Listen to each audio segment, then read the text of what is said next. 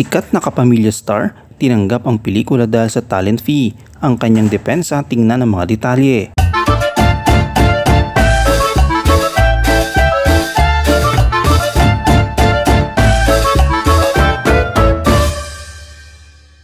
Sa kanyang media con noong October 19, Huwebes, inamin ng kapamilya actor na si Piolo Pascual na tila malaki ang talent fee niya para sa kanyang pelikula. Ito ay ginanap sa Cao, Manila ng Newport World Resorts, Pasay City.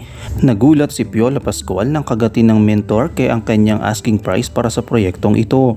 Mahirap umano ang gagawin niya sa pelikula dahil 3 karakter ang kanyang gagampanan. Subalit hindi nila isiniwalat kung magkano ang presyo ni Piolo. Hindi na makakatawa sa producer ng pelikula ng dahilan ni Piolo ayon sa aktor. Pero ayon sa executive producer na si John Brian D. Diamante ng Mentor K Productions, naintindihan nila ito kaya hindi sila tumawad sa talent fee ng aktor. Sa mga sitwasyong ito, nagbigay ng pahayag si Piolo tungkol sa talent fee at sa kanilang hindi pagtawad. Siya nagpahayag ng kasiyahan na hindi sila tumawad sa talent fee.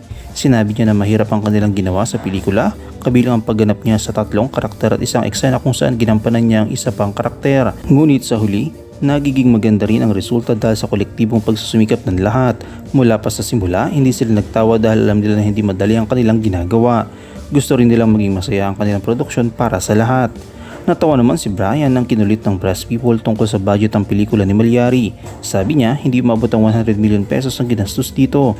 Hindi lang si Piolo ang may mataas na bayad kundi buong production at tila mala Hollywood ang setup.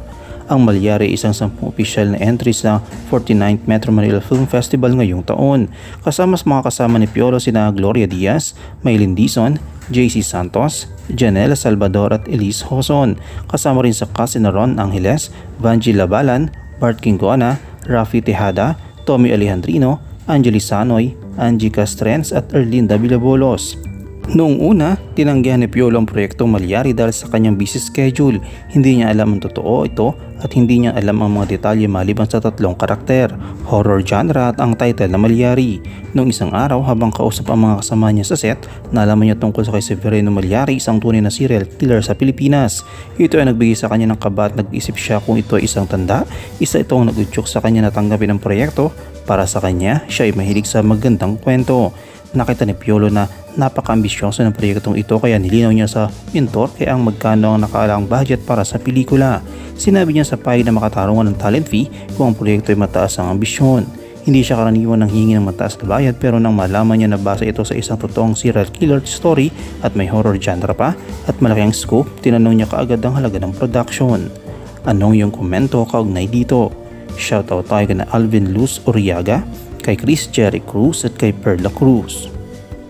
I-comment mo lang ang inyong opinion sa comment section at huwag kalimutang i-like, i-follow, i-subscribe ang bcgram.net para sa mga latest happenings.